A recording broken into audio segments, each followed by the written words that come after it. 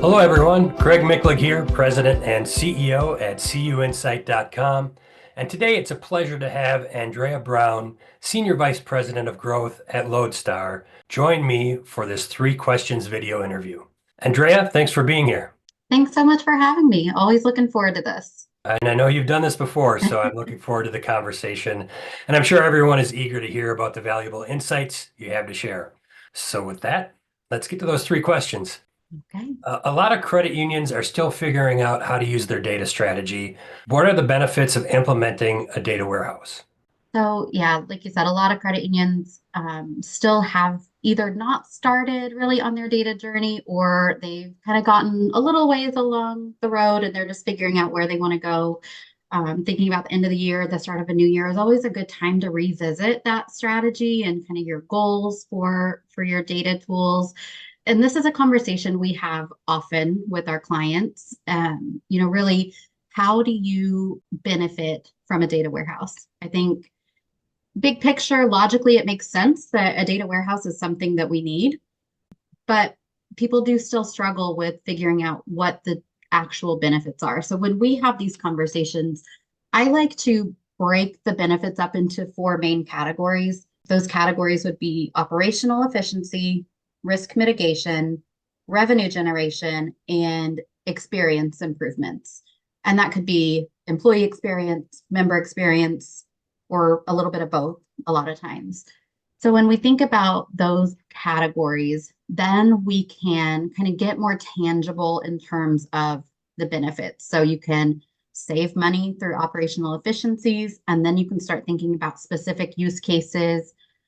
You can generate revenue using data by increasing your targeted marketing strategy, improving your marketing ROI, things like that. You can strengthen your risk mitigation strategy by bringing all of the data into a single source and then making it easier to get a full view of your risk, of your membership, things like that. And then experience usually is a little bit fuzzier because it's harder to measure, but we can still measure benefits of experience through things like member retention, employee satisfaction, if you're doing those kind of ENPS surveys. So really, like I said, we start with the categories of benefits. You're going to see often they'll fit into one, probably more than one category when you get into some of those specific use cases of how you would use your data warehouse. Thanks for breaking that down. That's really helpful. And I know a data warehouse is a big expense. So how can Mhm. you help credit unions quantify the value of a data warehouse? Yeah, so really taking those categories and digging in a little deeper is how we're going to start quantifying the value of that investment.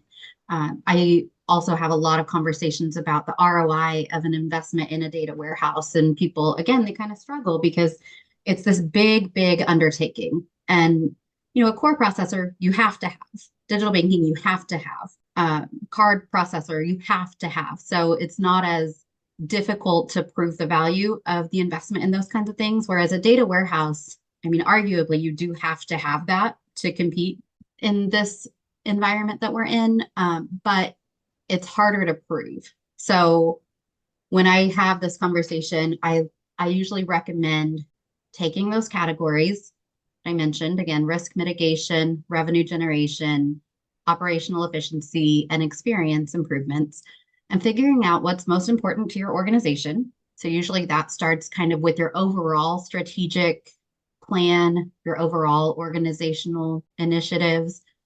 And maybe you really want to focus on revenue generation and experience improvements. Maybe you want to focus on all 4. It's going to be different for every organization.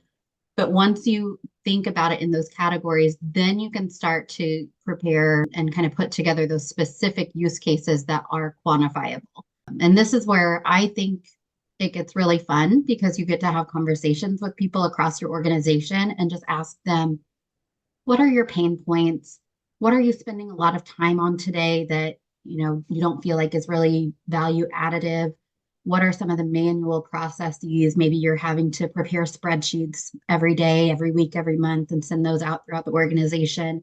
So you start asking those questions about pain points and challenges. And I also like to ask about your wish list. So if you could do anything, what would you want to do in terms of harnessing your data, reporting, dashboarding, things like that. And that's how you start to build your list of use cases.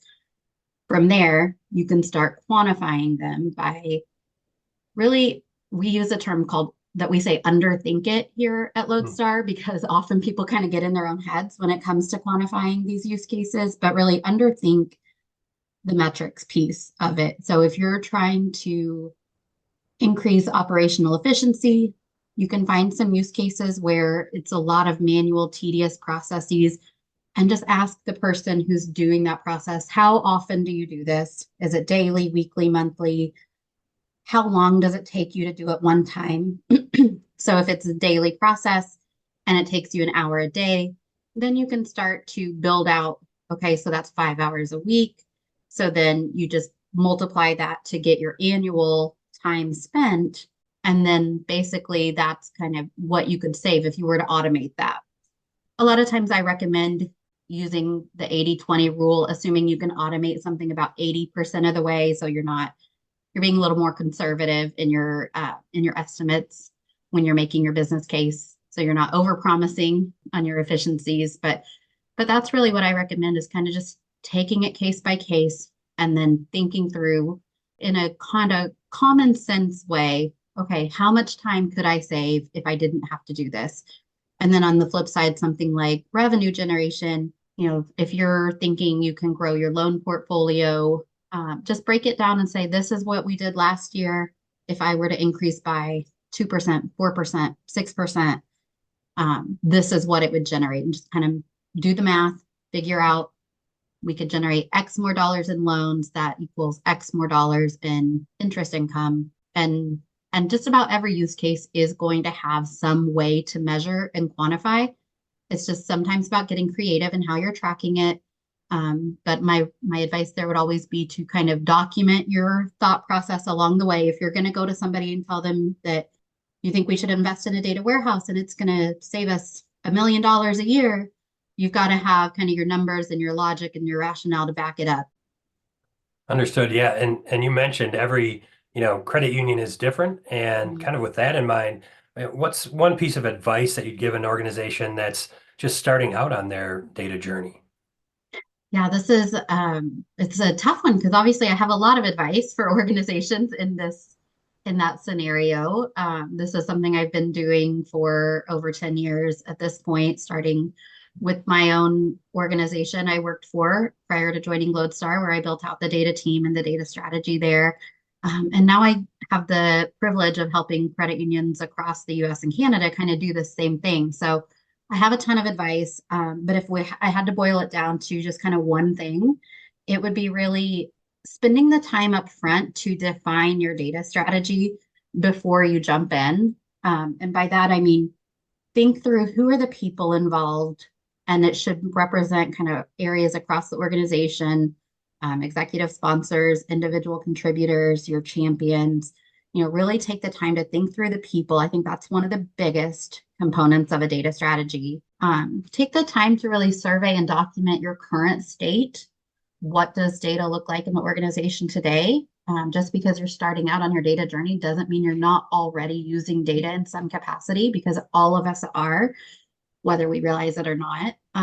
Think about your future state. Where do you want to go and how are you going to get there? And then figure out kind of the roadmap and where to start. And that's where some of those use cases that you've put together come in, because you want to put together kind of a roadmap that is going to give you some quick wins where you can really see value quickly, get people excited, but also kind of longer term, those more transformational use cases and projects. And of course, data governance, that's kind of one of the big buzzwords over the past few years is, spend the time up front as part of your data strategy, thinking through data governance, who's responsible for making sure, your data is secure, who's responsible for documentation, maintaining your data dictionary, who's responsible for, what kind of permissions do you have, who can access what level of data, all of those kinds of things. So again, just to boil it down into one piece of advice, it's really to spend all the time up front, kind of documenting, outlining, and thinking through your strategy.